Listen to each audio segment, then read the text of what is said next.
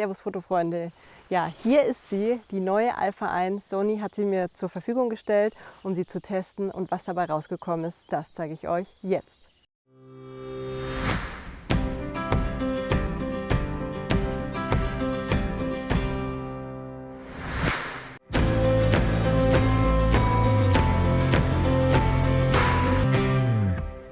Ja, das Modell, was ich bisher nutze, ist die Alpha 7R4 und deshalb soll es auch so ein bisschen um den Vergleich in diesem Video gehen.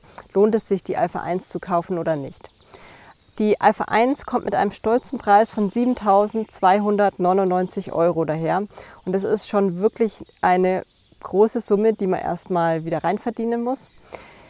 Ja, jetzt fangen wir einmal an mit den Daten zur Alpha 1. Die Alpha 1 hat 50 Megapixel im Verhältnis zur 7R4. Diese hat 61 Megapixel, das heißt, sie hat ein bisschen weniger Megapixel.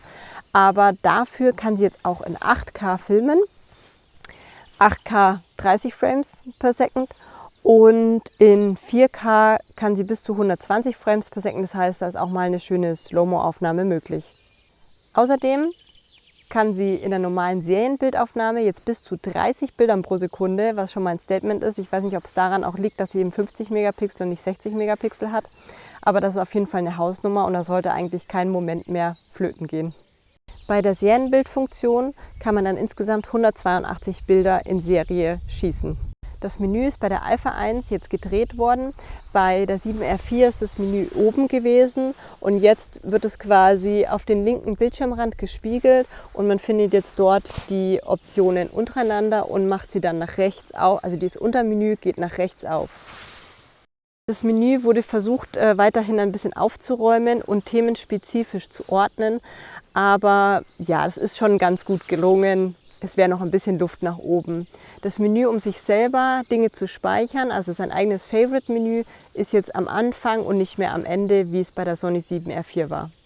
Wie auch bei der Sony 7R4 gibt es eine integrierte Intervallaufnahme. Leider ist auch in dieser Kamera es nur möglich, bis zu 30 Sekunden zu belichten. Da hätte ich mir gewünscht, dass es irgendwann mal so weit ist, dass man einfach seine Minutenanzahl direkt in der Kamera einstellen kann und nicht einen Fernauslöser braucht. Was ist noch anders zur 7R4? Ja, hier oben ist ein neues Rädchen, beziehungsweise eigentlich zwei Rädchen gekommen.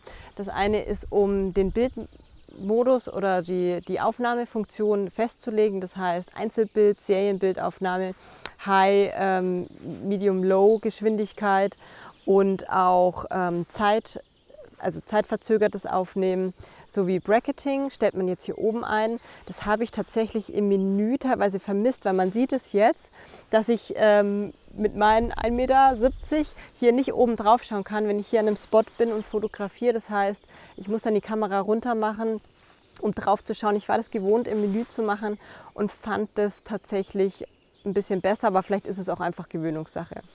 Ein Pluspunkt für die Alpha 1 ist ganz klar der Sucher. Der Sucher ist nochmal verbessert worden und ist einfach mega genial, macht total Spaß, hat eine super hohe Auflösung.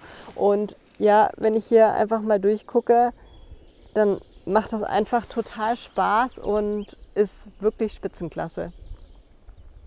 Die Alpha 1 ist wirklich eine Kamera, die jetzt Film und Foto verbindet. Das heißt, man hat versucht, hier eine eierlegende Wollmilchsau zu machen und ich finde, das ist insofern auch gelungen. Ja, die Alpha 1 kann eben nicht nur fotografieren, sondern auch filmen. Auch im Pixel-Shift-Modus schafft sie bis zu 200 MB Bilder und das ist schon eine herausragende Leistung. So, jetzt zeige ich euch mal noch, wie man mit dem die Kamera bedienen kann, also mit dem Smartphone die Kamera bedienen kann. Dazu gehe ich jetzt hier in die Imaging Edge Software. Jetzt seht ihr hier meine verschiedenen Kameras. Ich hatte davor schon einige andere und verbinde mich mit der 1. Okay.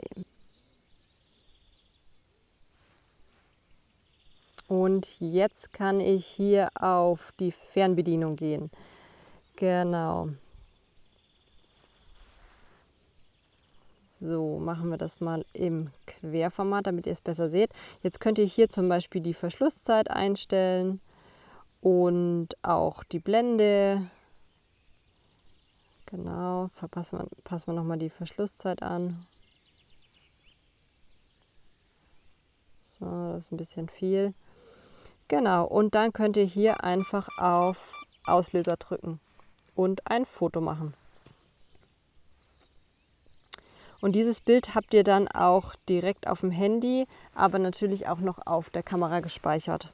Eine weitere Neuerung ist, dass hier in die Alpha 1 CF-Express-Karten reingesteckt werden können, genauso wie normale SD-Karten. Bei der 7R4 gab es auch 2 Kartenslots, genauso wie bei der Alpha 1, aber nur die normalen SD-Karten. Die CF-Express-Karten braucht man zum Beispiel, wenn man in 8K Video aufnehmen möchte. Die Kamera hat 740 Gramm. Und was auch noch neu ist, die 7R4 hat ja normales RAW und JPEG und die Alpha 1 hat jetzt noch das sogenannte HEIF dazu bekommen. Das ist einfach ein besseres, neuer entwickeltes JPEG. Ja, jetzt werde ich einfach mal noch ein paar Bilder machen und sie euch zeigen und dann vielleicht noch ein kleines Video über Action-Fotografie dranhängen.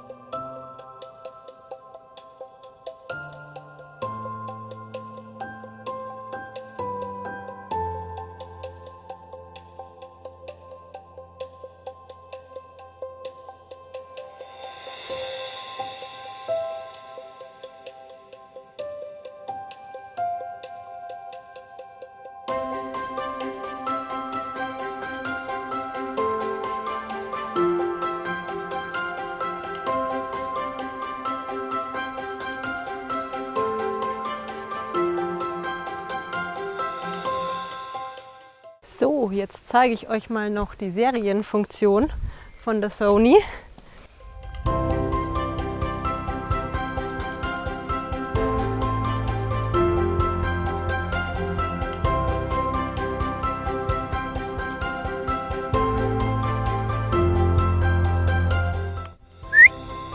Jetzt komm, okay. Jetzt komm. Yay, stay buddy. Up. Fine.